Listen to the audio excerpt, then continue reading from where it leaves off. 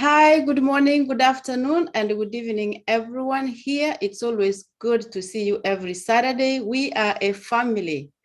Any day that we go without seeing each other, especially on Saturday for this meeting, we have familiar faces that we truly appreciate.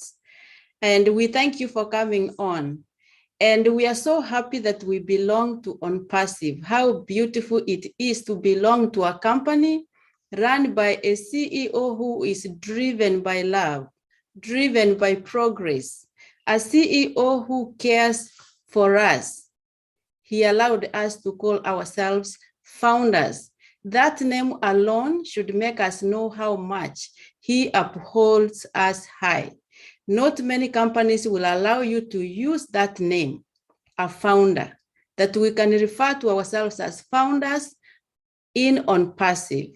And we are so happy that we have not only a CEO who cares about us, but leaders who care about us, who mentor us always, who are there for us. And then yesterday when he came to Friday Night Live, we saw his aspect, his desire of him wanting us to understand our business. And we are blessed to have the OTech Pros team who have been there, who move from one webinar to another, educating us, helping us to understand what's going on behind the scenes. And we can testify, many of us, that since they started speaking to us, we have come to understand the process that the system development goes, that we have even forgotten asking, when are we launching? And we are so happy that our CEO has created this company with the tech team that has viable products, a company that is set to leave a legacy, that we are in there, we are the first generation of On Passive. And after our time from this world goes, we're gonna leave a legacy to our children. So On Passive is a business of a legacy. And if you want to learn more about On Passive itself, you can go to onpassive.com. ONPASSIV is the company. But we encourage any guest who is here today, who is going to attend to this meeting, after we finish, go back, get back to the person who shared with you this link or who invited you to attend here today, so that they can help you understand more. And if you choose to be one of us, you are welcome. As our CEO said, the doors to founders are closing on the 22nd of this month. After that, there will never be a founder position again. And he said he's not doing this, giving us these 2 weeks to get more people in, but he is allowing us who have already seen the vision to finalize ourselves, make sure if we have anything pending, if we don't have access to our back office for some reason, because we forget passwords. He doesn't want to take us by surprise. That's why he has given us this chance for us to do that. So we thank you so much. Our OTech Pros today, we have Brother Collins, we have Brother Andy Parks in the house. We have Lynn, my co-host, in the house. We have our brother Madi Degamo, who is live streaming our meeting. Brother Vincent Ete has a family commitment. He's OTech Pro. Brother Oliver and Brother Bob were in OTech Pro's meeting, but they have commitments. So we appreciate them. And Lynn, I give back the ball to you so that you can introduce our speakers of the day. Thank you very much. Thank you, lovely Gladys. We appreciate you very much. Today we have the honor of two big prominent people in this business. First of all, we have Collins Mana, and second of all, we have Andy Burks. So Collins is going to talk about technical things. He's going to talk about the software development using the Agile Scrum framework. It sounds very technical, but believe me, when Collins is over and done with this topic, you're going to understand what Scrum is about. It's really very interesting. He's also going to talk a little bit about security, the laser internet technology, and compliance. Just a little bit, he'll touch upon those topics as well. And then we'll have Andy Burks, who's going to speak. And Andy Burks is a longtime founder in On Passive, and many of us are familiar with him because we see him on the corporate webinars. And he talks about the numbers. He's called the numbers guy, but he also has a strong sales background. He has many years of sales behind him. And he's going to bring a perspective to us that we may not even think about, and how OnPassive is just a perfect forum for anyone in sales and for people who want to make sales, right, Andy, regardless of our skill level. So he's going to bring that component in after Colin makes his presentation. So take it away, Collins. Thank you, Lynn. Thank you, Gladys, for inviting us again. Unfortunately, our tech brothers are not here. We have Andy also, who is the financial person and the sales person who will really give us everything we want to know about the products. You know, sometimes the product without sales or the product without knowing the worth of that product in the market is just useless. So it's good that we have Andy that can really look at the product and tell us the importance, so we can, you know, be very, very excited of what we have in hand, what Mr. Ash Mufara and the tech team have built for us. As we said, it's not an easy journey. It's really difficult, but we really appreciate the tech guys and Mr. Ash Mufara, because for 2.5 years or going, he said 2 years, you know, it takes courage and a lot of sleepless night to put what they have just put together, what we are seeing today as products. It's not an easy task. It's very, very difficult. And again, the process to develop this product is really mind-blowing. Not every company can implement this. There are companies you go, they say, yes, we are doing this, but when you get in, you know that they are not doing what they say they are doing. IT companies, I mean, you know, because they know it is easy, but very tricky to implement. And the moment you get it right, you know, everything will just be so easy. And we'll be talking about the Scrum, you know, framework, how OnPassive have built their product from scratch and get to where we are now with all the multiple products from ofounder to GoFounder. So we'll run through those processes because it's a topic that Mr. Ash Mufara chose for us to talk about, so the founders can understand. If you want to enjoy it, this is the time to understand what your business is doing. Remember, they'll be building software every time. After the launch, the company will keep going. We will never stop, as Mr. Ash Mufara said. The company will never stop building software. They will build and build, as Gladys said, until we are dead and gone, and generation will come, they will continue to build, you know. So I'll just read the topic before we go, and, you know, it's better to know what Mr. Ash Mufara said, had in mind for us to talk about. He said, having minimum value products, you know, then sprint by Scrum managers, then a bigger product release and multiple releases, preparing the products for the marketplace and go viral. Go viral means go live. When we go, we introduce the products to the world, and companies will come, you know, customers, whatever, they will come to buy our products or to use our products and services. Now, how do we do this?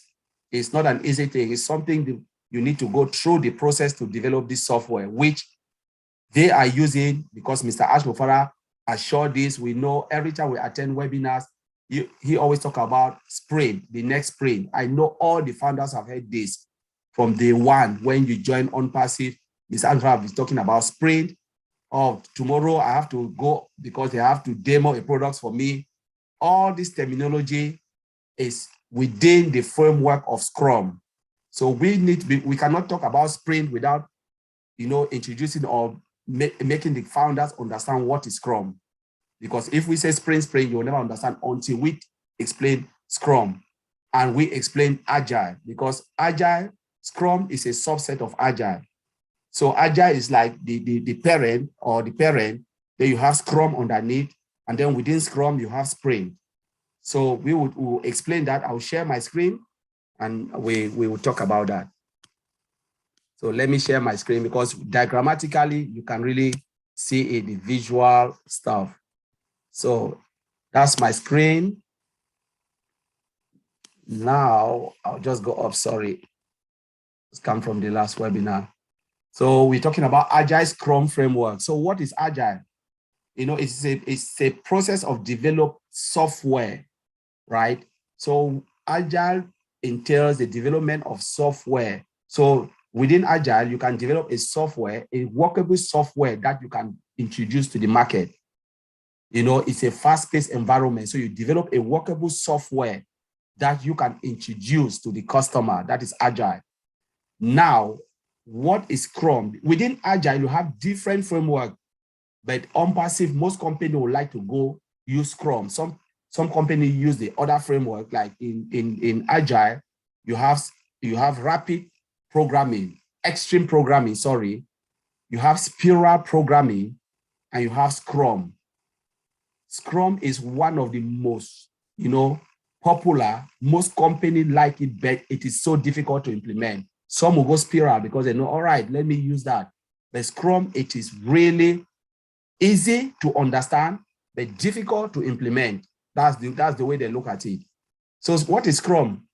Scrum is a framework within which people can address complex, they talk about complex adaptive problem, while productively and creatively delivering products of the highest possible value.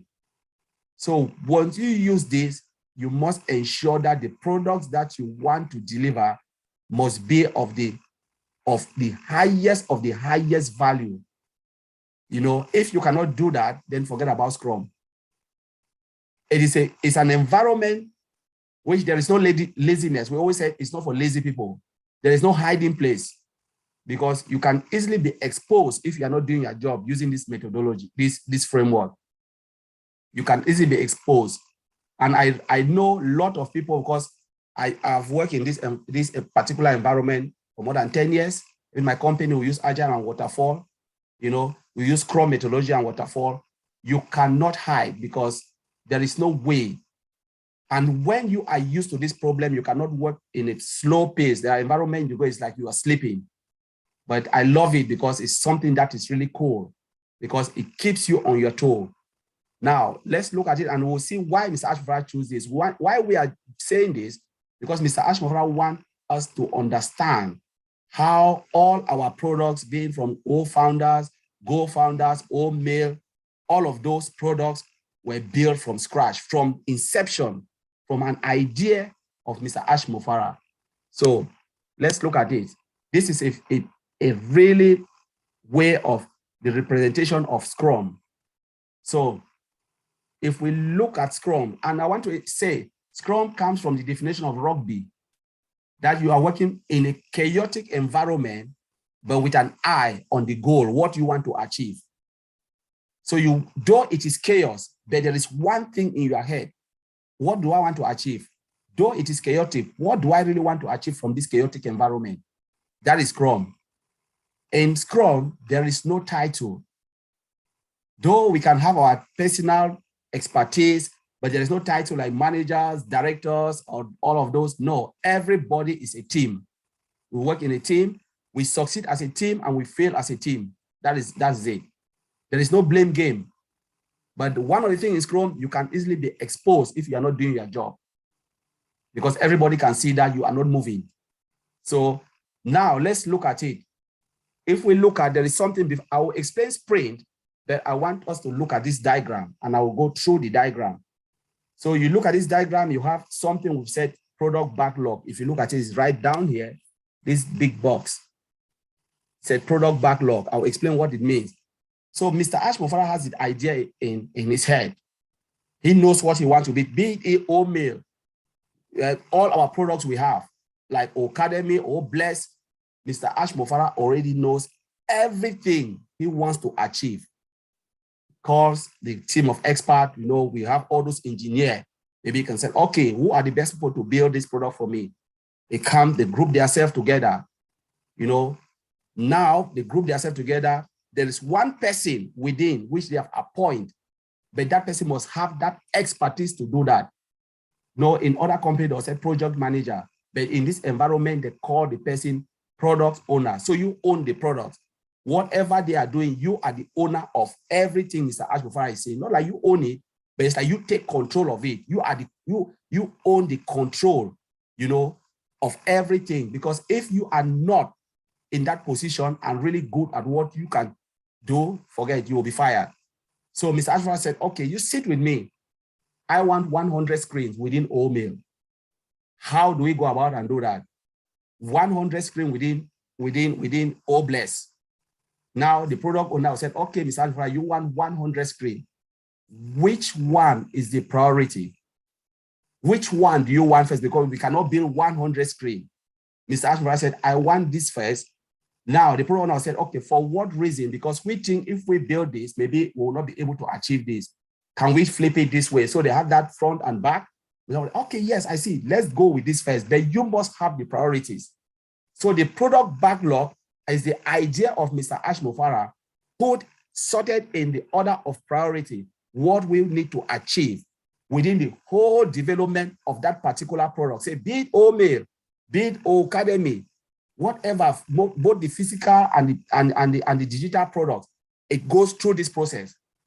Now, after they've discussed all of those things, the product owner will come now, come with a collective people called engineers. They are made up of maybe security guys, developers, back end, front end, all of those people, those who are working, those who will build that solution, put them together. There can be 20 of them, sit in a room, 9 hours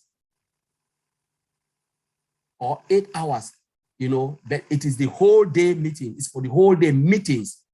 They call it sprint planning meeting. That meeting is the whole day. They look at it, they said, okay, product owner said, pull one of the cart out there, out of that backlog. Mr. Ashmufara said, this is the first thing we need to do in mail, in academy. We need this. How do we go about it? Now, what the product owner will do is the product owner will write it in the form of a user story. What is a user story?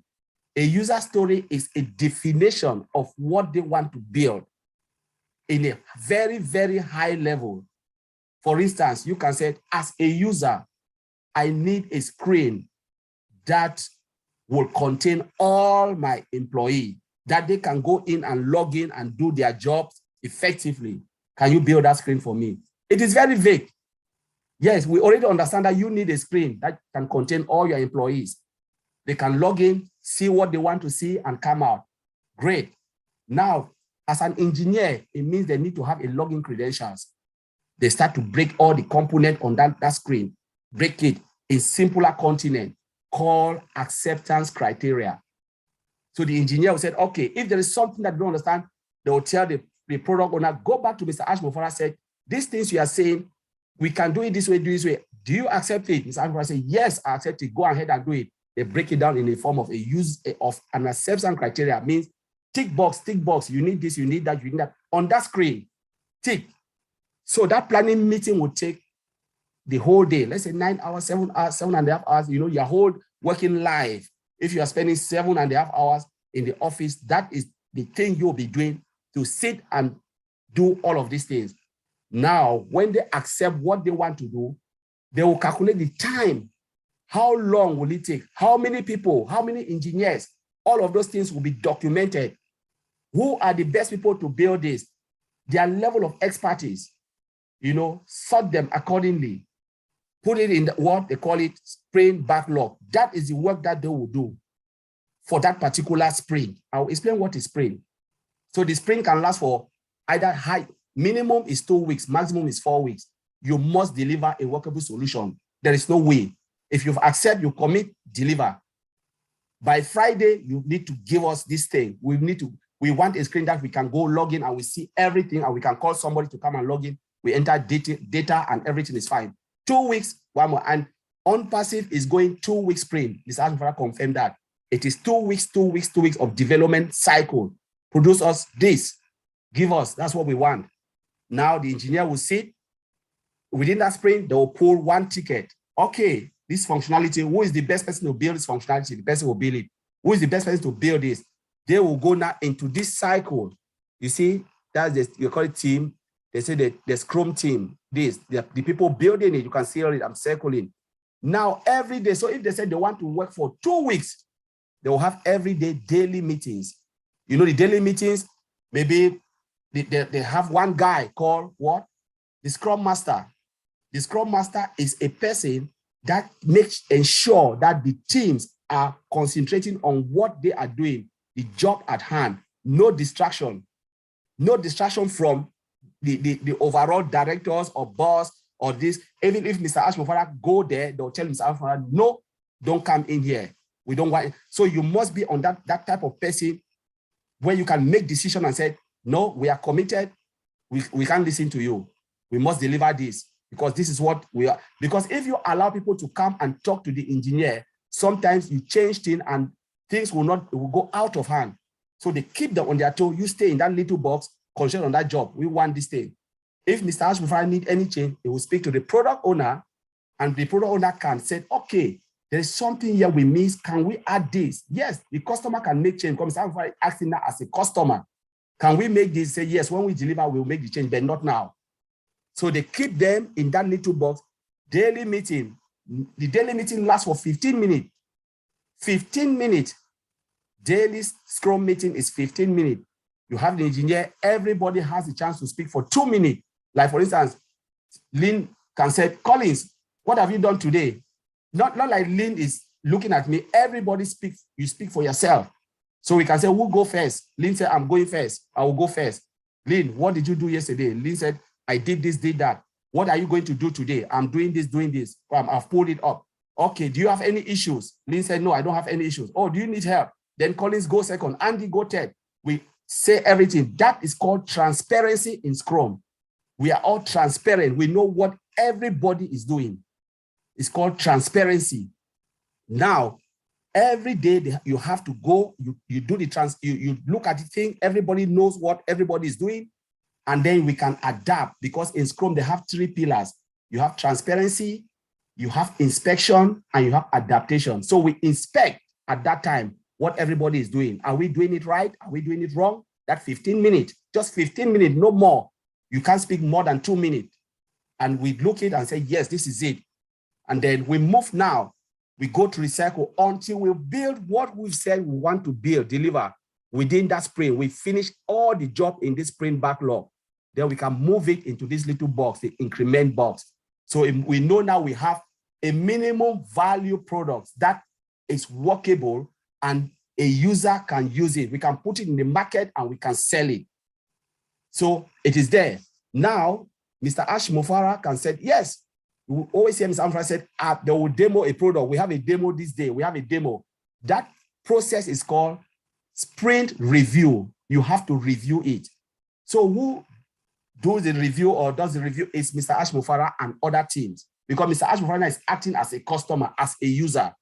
Because he gave the user story from this end, from the backlog, he needs to review it to ensure that what I said I want is what you people have built. So he comes at the end from this box to this box. He reviewed and said, happy days, it is good. I'm happy with what I've seen. If he's not happy, there is room again to go back through this sprint and fix it within that week, that time frame. So now, Mr. Ash said, yes, happy days. Let's say everything is good. The team now will sit. Mr. Ashmofara is not here. Mr. Ashmofara ends here. His job ends here. I've reviewed it. Move to this type is this team with everybody, the product owner and the scrum master sit in retrospective. Now, in retrospective meeting, it's about transparency, adaptation, and done. So they look at it and said, okay, what happened? What was the difficulties? What difficulties did we notice? They will note it down. Everybody speak for himself. It's not like there is no manager, there is no director. Everybody speak. Who goes first? Collins can say, I will go first. Lynn said, I will go second. I said, you know what? Let's talk about the difficulties. In my area, I can say, okay, as a QA, this is what I faced. I had these difficulties and this, and we couldn't do this because of this reason, but we overcome it. Now we put it down. We know, okay, next time we need to do something different because we need to look at our problems, the challenges that we had in building that software. So we work on that challenges because we've already learned. They call it lesson learned. Now we move to what did we do well? I will say, yes, we did this, did that, so we'll keep this. So what did we not do so well? We said all of these things we didn't do so well. Do we need to keep it or trash it and do something else that can move us as fast as possible? Work on that. You know, he said, okay, what if we refuse to do this? What will happen? So now we are looking at the future. Maybe we'll hit a storm. We said, no, we don't want this because if we do this, we'll have blockage and it will have a lot of problems. Now we said, okay, what are the sunny days? All the future, good, we put it. We can say now, within that, in retrospective, we want to define what it means by a complete solution can be delivered to the customer. We said the definition of done. When you said a software is done, complete, what do you mean by that? Every member of the team will give his own definition. For instance, developer will say, when I develop my software and I test it, unit testing is done. Wash my hand off, happy days. Now I will say, okay, when the developer transfer that software to me as a QA, I test it 100% or 90, I can't say 100% in QA, there's no 100%, 98% free of defect, happy days. Now, the next person will say, when I deploy it, there's no problem to the other environment or live environment, no issues, happy days. Mr. Muzaffar will come and say, because he is a customer too, he said, when the product is in the hands of the customer and they are satisfied, happy days. Which definition do we need to choose? Mr. Muzaffar definition. That's the definition of done. So every time you are in the team, you want to hear, ask the leaders, those who are the directors of this, what happened? Is the customer happy? Yes. Are they happy with our software? Yes. Happy days, done. We are done, complete. So that's the definition. So you must define everything. As we said, Scrum and its time box. So review meeting is about 90 minutes. Retrospective is 90 minutes. So everything is time box. Now let's look at the definition of sprint. What is the definition of sprint? A sprint is a set of period, is a set period of time during which specific work has to be completed and made ready for review. That is sprint. You must complete it within a certain period of time. So sprint is a time box. So there is no addition of time. Even if you said 90 minutes, if they said 90 minutes, you say, no, no, there is no going more or less. 90 minutes, done. It is over. So you must know what you want to say, prepare yourself, come for that meeting. You have, if they said you have only 2 minutes to say, there's nothing, no more than 2 minutes, because the next person, that is how it is. It's a fast-paced environment because time is money, time is productivity. So within a Scrum, they said there is less documentation, but more coding. So they prioritize what you need to do. You must have hands-on. We are not there. People are not there to write document upon document. For instance, if Lynn said, oh, I want to send you Collins an email. I said, Lynn, don't send me an email. Just come and show me, tell me what to do. Because I will not read that email. Come here, I'm sitting on my computer, tell me, do you want red? Yes, I'll put red. Gone. Thank you very much. So that's how it is in this environment. It's not about documentation. I need to write a letter and send it to Collins. Nobody will read it. Come, do you want yellow? Yes, sit there, tell me. Red? Yes. I put the red and I click the button. The screen is red. Are you happy? Yes, Lynn, bye. Thank you very much. That's how it is. So documentation is not really something in Scrum methodology. Now, in Scrum framework. So let's look at sprint. What is really a sprint? It's a cycle of development and testing.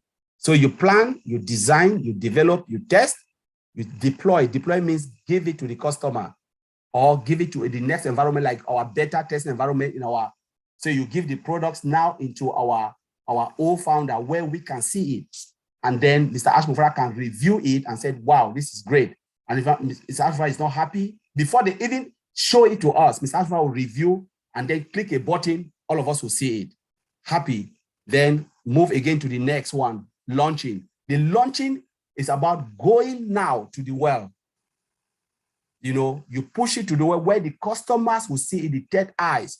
That is the launching. And a sprint, like one circle, the minimum, as I said, is 2 weeks. Maximum is 4 weeks, not more, not less.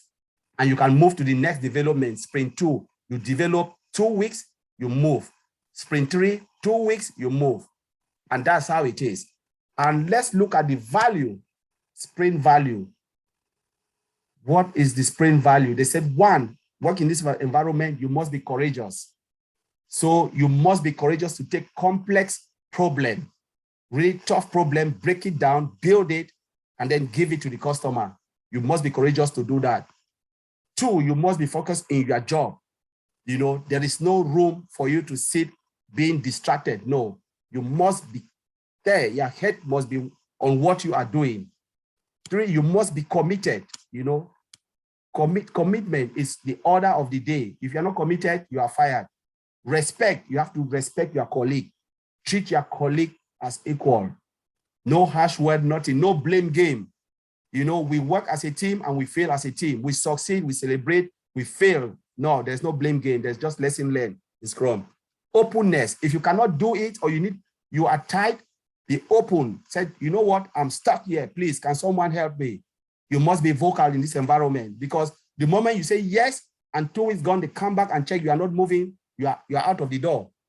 There is no say, oh, please, I'm sorry. There is no, because sorry, this customer will not tell us sorry. The customer just tell you, I'm done with you, you know, and that is the Scrum. So in this particular process, we're talking about building minimum value products.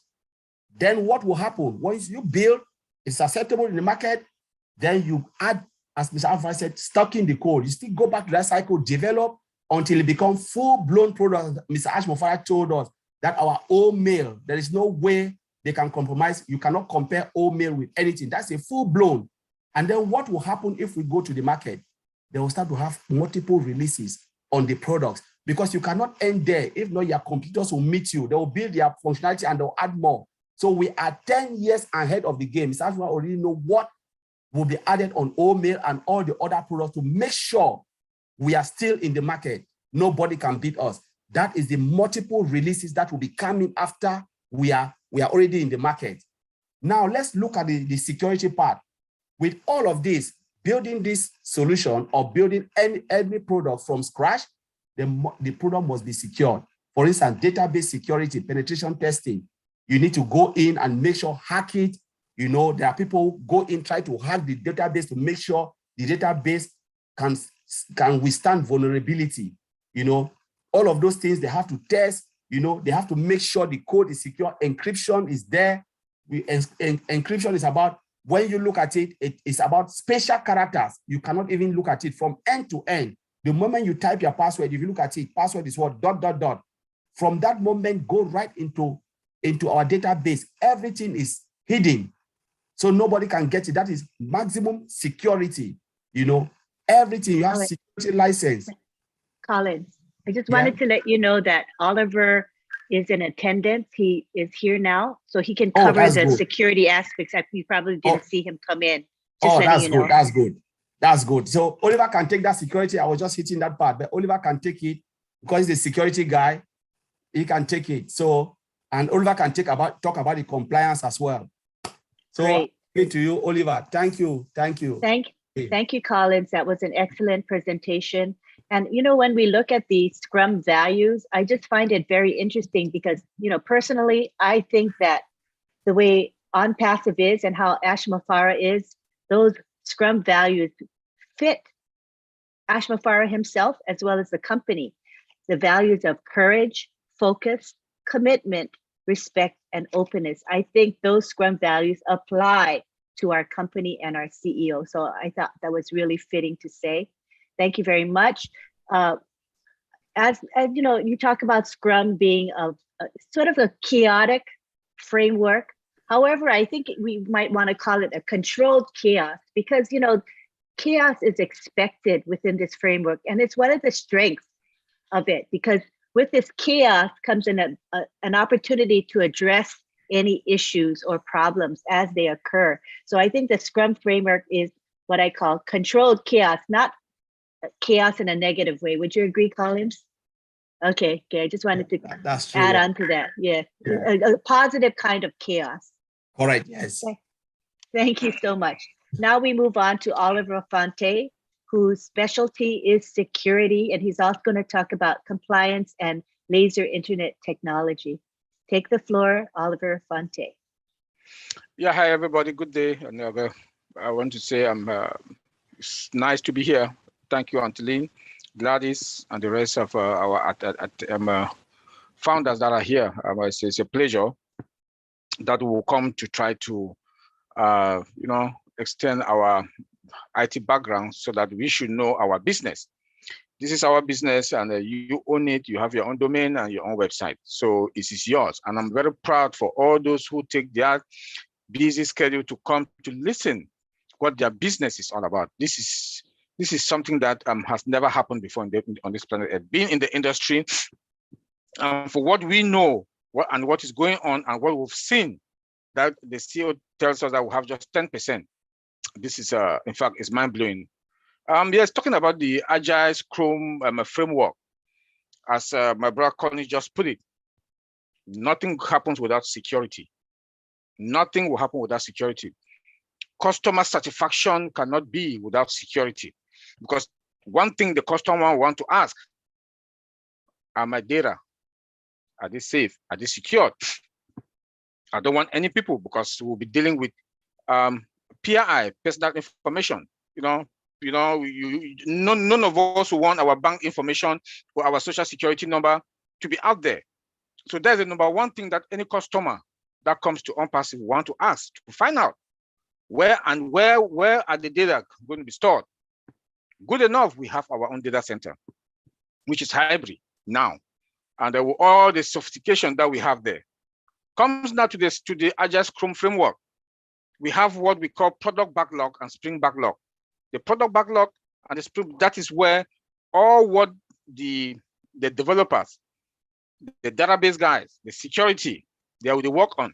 That is where they stored. That's where everything is stored, and it has to be secured. Because when the developers, they write their code, that is where it's stored. They retrieve it from there, work on it, it goes back there. The security guys, when we want to make sure that security is good, we make sure that where at rest is secured. The database guys also have to make sure that there in the backlog, and in the sprint backlog, they're all secured. So being in all this, and in that development life cycle, security starts from the first phase, because you can't run everything and go to the last phase that you want to go and build in your security. Then it's going to be a disaster. It starts from the first phase. Phase one, the security is embedded into it. When the developers are writing their code, they are also writing code for security that is also be part of it, and they will test it. That's on that spring. They will test it there before they move. When the owner of that project give that the big pass, let me start. Ash is the one who is the owner. Give that tick that, okay, I'm satisfied with this phase. Then now they move it to the second phase. That second phase also, they'll also be whatever they are doing from the database to the developer with the security, right up to the end, the last phase that now has to go, that they have to roll it out. They cannot roll it out without doing another thorough testing. In a non-production environment, that is a replicate. I keep saying this all the time, that is a replicate to the production environment, because the production environment now says that from that production environment, it is going live for consumption. And they have to make sure, since they started the security from that first phase to that last phase, and that last phase now that they're doing the final security check, and all the checks, they have to check them to make sure that security, database, the code, everything is in place. That is a replicate of that production environment that from there is going live. They have to do that, those check. And when they do those checks, there's something that they call penetration testing. What is penetration testing? Penetration testing is when they hack the system. We have our own in-house hackers engineers. They will hack the system, secure it, hack it, secure it, hack it, secure it. When it's okay, and that is an annual pen test, and it's being done manually. We do have two penetration tests. We have the automated and the annual one. That annual one is a one-time thing a year. Then the automated one now is the one that it might be 2 weeks, it might be 1 month, it might be 3 months, it might be 2 months. It depends now on that company, how they want to go about it. So once that is checked, everything is checked before it comes now to the alpha testing. From the alpha testing now comes to now to the beta testing, that what we are doing, it has gone through all those checks. all those checks, including security checks. Security should be the main and the main thing. The main and the main thing, because we, as a security guy, there's something we call due diligence. Before one want to work with any other third party, we have to do our due diligence to make sure that their security posture is intact, because we don't trust. You never trust. There's something in security we talk is trust but verify. You do not trust any vendor, any company that wants to host your data. You don't. You trust but you verify. So we have to do that due diligence. Show me how you are going to store my data. Where? AWS, on passive. We need to see the documents. We need to test that environment to make sure that there's no vulnerability where our data is to be stored at rest. Those are the questions that vendors will be asking on passive also, that they want to store that data with us. They have to perform a due diligence on our side. They have to come, they'll come to our site and perform. There might be virtual testing. There might be virtual due diligence, security checks to make sure that our system are secured. They will do it. So we have to make sure that we fortify, of which we are above level. On passive, for what we know, what the CEO has been telling us, and what we were picturing also, we are at the top of the game. We are at the top of the game. Coming now to the Scrum, Agile Scrum methodology, that 8 days that they are doing the final checks, the security also should be there, you know, and they should make sure, and in our environment, they have to make sure that there is no vulnerability. You can't give 100% that there should be no vulnerability, but at least to some certain level, because in security also, we don't give 100%. Never, never. I don't care how you say your system is, we never give 100%. And it should be 98, 97, 80, 50, because you cannot eliminate all threats. You cannot eliminate all threats. That's why there's something we call residual risk in security. Residual risk is that you've checked the system. There are some risks that we cannot eliminate, but we can deal with it. That's what we call residual risk. We can deal with them, but we cannot eliminate them. But we know that they are there. Those are the risks that we have to know about. So before now, we come to the other one, that products to go to the market, to the marketplace and viral. Those are the checks that we have to our guys. They'll come again, our data center, which is hybrid, on-prem and cloud, which is hybrid. So from the prem now it goes to the cloud, is hybrid. And before now it hit anything that comes also from the internet space. We do not trust anything. I don't care if you tell me my website is this and or not. I don't trust. In security, we don't trust anything. We don't trust. I don't care if you are the biggest company or what. We don't care. We have to do that security check. And our firewalls are there also in the multiple location. Before you even hit us, we got you. Because of what? Artificial intelligence. Our artificial intelligence comes with it on security. Our internet protocol, IPv6, comes with it on security. Like I always make to talk about omail.ai, that it has no spams folder. It's because of that. So the security that surrounds our data center and in all our system is sophisticated, superior. You can't get us. As much as we say you can't get us, but we also have that residual income. I'm sorry, residual risk. I'm sorry, residual risk that is there, that we know that they are there, but we cannot eliminate it. But it's not harmful. It is not harmful, but we have to put eye on it, monitor it all the time. You know, so like what the CEO told us about laser, that is on top of our fiber optic cables that is connected. I don't think companies do connect fiber, all their cables are fiber optic. I doubt it. I doubt it. Being in the industry, I doubt it. They might do that now. Even like those of us that we are in the United States, the only company that I know that they connect fiber optics is Verizon. That connect fiber optic right to your house. That's why it's Verizon is expensive. Then now we have fiber optics directly to our servers. Directly to our servers that are sophisticated, superior also. Then on top of it, our CEO told us the other day we have laser on top of it. That laser goes and monitor and ping when everything is okay, bam, fiber optic comes with that speed. And laser also comes with the speed. If you're in the worst remote area, the laser is there. You have access to the internet. It's more powerful than the satellite and mobiles. You know, so the laser thing, I don't really want us to go deep into it because maybe we'll come, the OTEC, we will come and really break it down again another day. So let me just give that surface level about it. Then let me touch a little bit about the security. That I have 4 points I would like to mention also. That is the event prediction, prediction. That it predicts future attacks. AI, what we call AI, that other companies, everything in OnPassive is AI. You know, it predicts future and current attacks.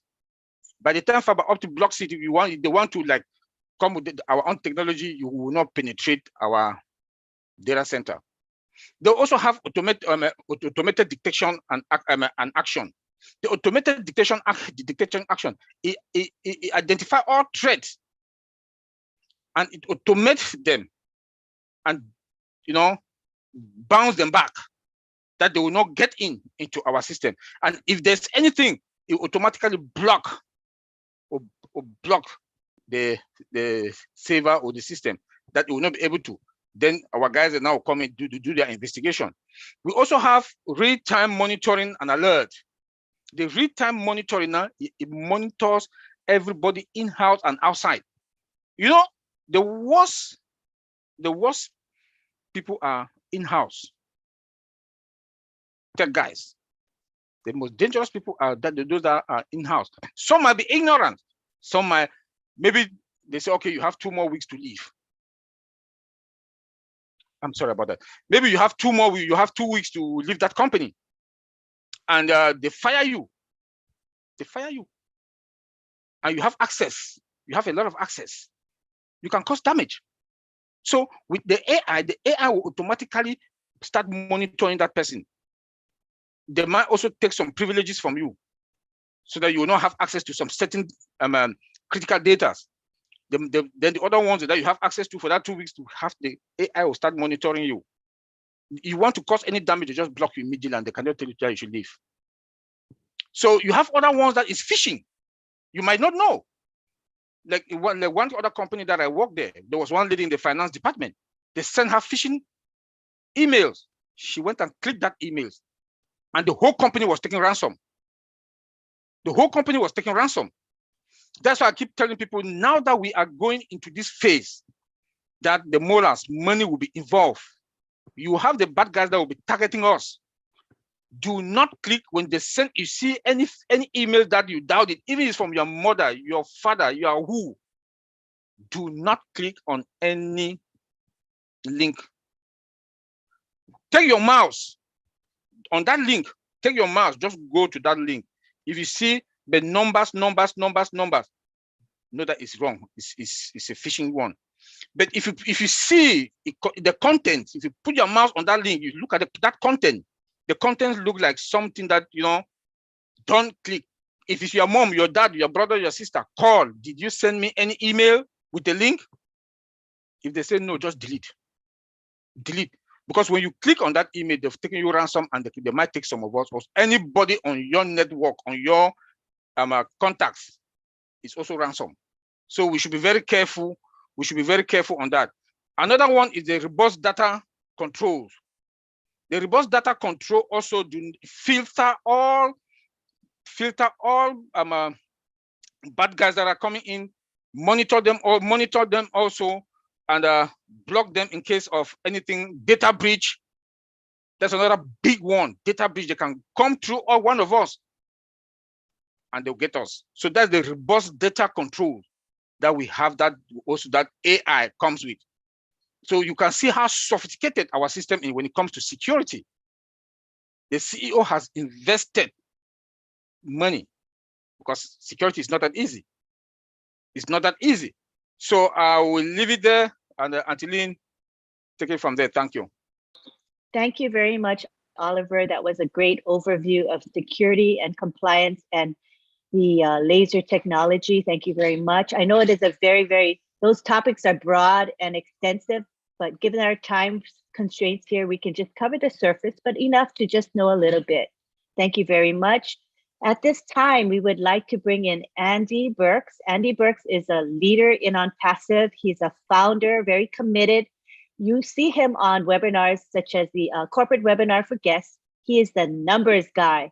But did you know that he has a sales background, many, many years of sales experience, and he's going to bring in a perspective that we may have not thought about before. So you can take the floor now, Andy. Thank you. Thank you for inviting me on. This is good. I love this. I love the simplicity of this company and the magic that it's working. So let me give you a perspective that perhaps you may not have thought of. Now, we've got these minimum value products, things like ONET, which is likely to be free for customers to use. Now, customers are going to come in their droves to use these free products, but now they're a customer. So now they're going to have a look around and see all of the other products that we have within the suite, within the range, as it were. And sooner or later, these people will start to use these other products and become customers and start being paid customers. But just think about this for a moment. We have 4.5 or 4.7 odd billion internet users today. And a lot of us use Facebook. The only reason we use Facebook is because there isn't another opportunity or another option that we can really use. But nobody likes being scammed, and hand in the air, I've been caught out several times or a couple of times with buying things on Facebook and that not being the case anymore.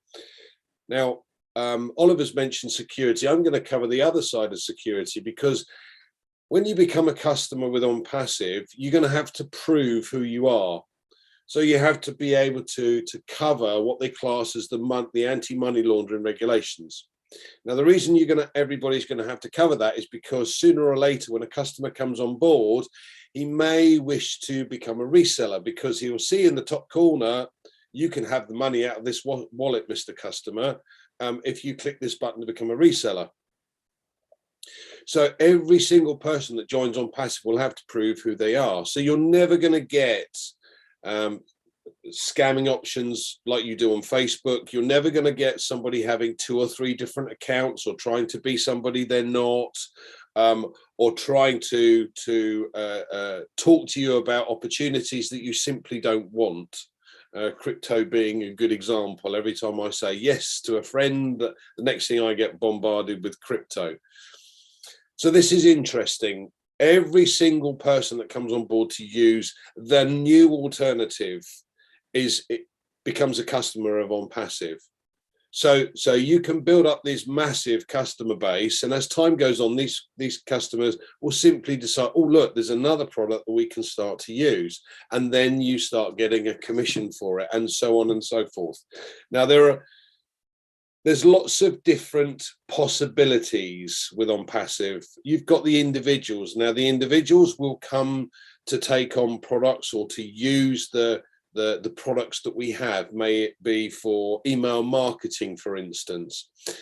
And there are 2 alternatives that I can mention. One's called Aweber, another one's called GetResponse. And as you add to your email marketing, you have to pay more and more per month to use that particular product. Now, just think about this. If they come on board to use the OnPassive email marketing, first of all, you can't spam anybody. So your email marketing will go straight into somebody's inbox. But secondly, if they've got that little box in the top right-hand corner that says, Mr. Customer, you can have this money in this wallet if you click to become a reseller, who in their right mind would ever leave because now they're being paid to use the products? That's an incredible system and so powerful, because customers come on board, they're never going to go. They're never going to go anywhere. We've got far superior products that do have far more opportunities than this bit there and that bit there and that bit there. And talking of that, you've then got companies. Now, companies are going to come on board probably to start with, things like the likes of Adidas or Nike, for instance, will come on board specifically for the specific targeted traffic. In other words, we know, or we're well aware of the Google click, click per pay-per-click, or Facebook pay-per-click. This is haphazard marketing. This is not specific. What OnPassive has been able to do is achieve specific targeted traffic. And so companies are going to come on board to get customers. Ash is going to take these guys on specifically for the marketing. But think about it. If a company like Adidas is paying 30,000 a month just for its marketing or its advertising, and that's pay-per-click, which is haphazard, and you may get 1 in 10 or 1 in 20 or even 1 in 100 customers that come on board to sign something up. If you've got specific targeted traffic and your return on investment is 30 or 40%, because customers are specifically looking for a trainer that Adidas have to offer, the cost, it not only goes down, but the profits from OnPassive's point of view get shared with all the founders. So now you've got individuals and you've got companies that come on board specifically for certain things, certain types of thing. Then you've got governments, and the governments and large corporations are going to look at things like staff. Now, Ash has already mentioned this single sign-on, and the tech guys covered this last week about single sign-on and how different that is from the existing possibilities that we've had. Now, we've heard Susie say, who's been involved in HR for many, many years, she says you click on, or you have to remember the password for this particular software to go into that section of human resources, and then you have to log out of that and go into that one so that you can use that and the accounting and so on and so forth. So you've got all these different passwords that you've got to remember. Now that's time consuming. So from a government perspective, the government is going to use these, or large corporations are going to use this. It's going to save them masses and masses of time. But here's the kicker. The government takes it on board to use it, and it says to their employees, look, we need to have weekly meetings, so we need to use OConnect. By the way, Mr. Employee, you need to click on this, and so they become a customer. So all of a sudden, the government themselves are creating customers within their time, within their framework, purely to be able to use the suite of products that we have for their employees. And it doesn't stop there. So large corporations do the same thing. Now, I've been in financial services for many years. So taking an example of an international offshore brokerage, we have consultants all around the globe. We have regional managers all around the globe. We have country managers, in-house managers, area managers, etc. So if you had a system where you went to the company and said, look, we've got this opportunity, you can do these Zoom meetings with all of your managers on a regular basis, and touch base, keep in touch with them. And the managers then become customers for the company. The managers then explain to their consultants, listen, guys, we need to be able to use Opia to be able to communicate on a daily basis. So why don't you use this software as well? So they become customers. Now, in sales, particularly in financial services, if you see 10 people, 2 will always say yes, 2 will always say no, and it's the other 6 that you can potentially convert. But actually, we could have 10 potential customers with OnPassive without even batting an eyelid, because, Mr. Customer, I'm going to do a video conference with you to run through your particular financial situation. Please click on this link to use this software. Now they become a customer. They may not now, but they're now keyed in or linked into that particular consultant. So if a company, for instance, certainly in financial services, has got 20,000 orphan clients or not being looked after clients, every single one of those could become a customer. Now think of this in the larger picture. We've got 4.5 or 4.7 billion potential customers here, and we're 1.3 million founders today. We anticipate taking on over 100 million customers in just our first year. And Ash made it clear that the data center is going to be set up in order to be able to take on board over 1 billion customers in its first year. But can you see how this could go viral very, very quickly, just purely for introducing the minimum value products to other people. Wow, is all I can say. Wow. Thank you, Lynn. I hope that helps. That is mind-boggling, Andy.